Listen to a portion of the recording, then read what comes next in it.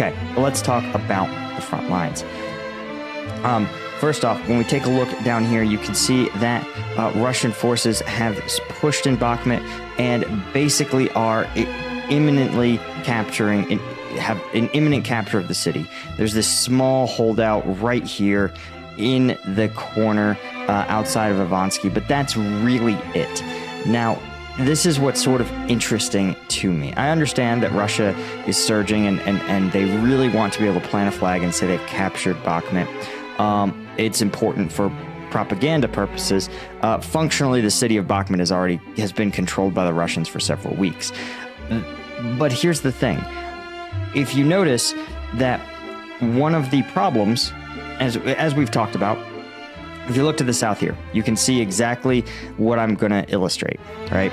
As Ukraine has advanced, right, you see that they've advanced and put pressure on the sides. So even though this forested area is very defensible and very easily dug in, because these flanks are collapsing, Russia finds itself forced to withdraw from these regions. And when you have this happening to your north and to your south,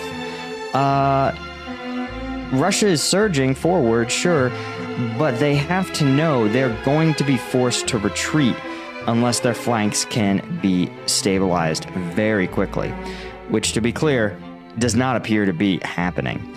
So you have this surge to the top and bottom, and I suspect that these forces are going to be forced to withdraw probably across the Bahkmutka as Ukrainian forces threaten to cross the Bahkmutka themselves and encircle the city. That's where I suspect this is going. But again, Russia is putting a lot of its very limited manpower into achieving a symbolic victory. While every army is sort of subject to political concerns, this is a really bad use of your troops this late in the game. These troops need to be on the defensive. They need to be stabilizing the increasingly collapsing flanks. They do not need to be transitioning to continue to take Bahkmut. It's bananas. It's almost irrational to surge, to put yourself into a trap by pushing the center as your flanks are collapsing. It's like a trope. It's something from a movie of like a deluded idiot king, who believes his victory is imminent even as his flanks are falling apart. So that's what we're seeing here, I'd say. The other interesting note is that, again, Russia limited combat power and is pushing in Krasnohorivka. But again, you see what they're taking here. They're surging to take, I guess, this rail line, this part of a rail line.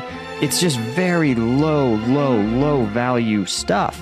And it's not clear that there's any good reason to be devoting, again, your very limited combat power, which is being pressed very hard, and you're spending it trying to stabilize, like, take more territory.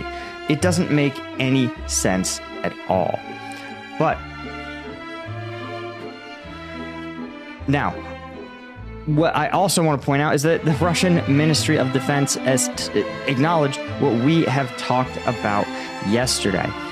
First, of course, that we have the Russia, right, has committed up to several battalions to reinforce Bahkmut, and it has few uncommitted combat units in Ukraine. So this is what it's calling a notable commitment by Russian command. And Russia's leadership, right, continues to see capturing Bahkmut as an immediate war aim to claim some success. So again, me and the UK, MI5 or MI6, in sort of agreement on this one, that Russia pushing the center to achieve political gains, committing its very, very limited reserves to stabilizing Bahkmut, and I really think as they lock that in, you're going to start to see Ukraine open up another axis of advance elsewhere. What's also interesting and worth pointing out is that Russia actually launched 80 combat engagements yesterday, nearly doubling the total amount of offensive work that they are undertaking. And what's even more interesting is that they're pushing really hard in Avdiivka, of all places. Only two locations were having attacks in Bahkmut, though obviously there was considerable success with this attack here. Again, a sign that I think Russia's economy of force doesn't really make a lot of sense, right?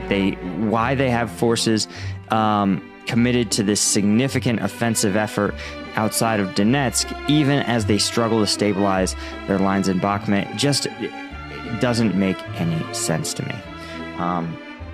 But again, for Ukraine, it's all probably good news. Anyway, that's all I had, guys.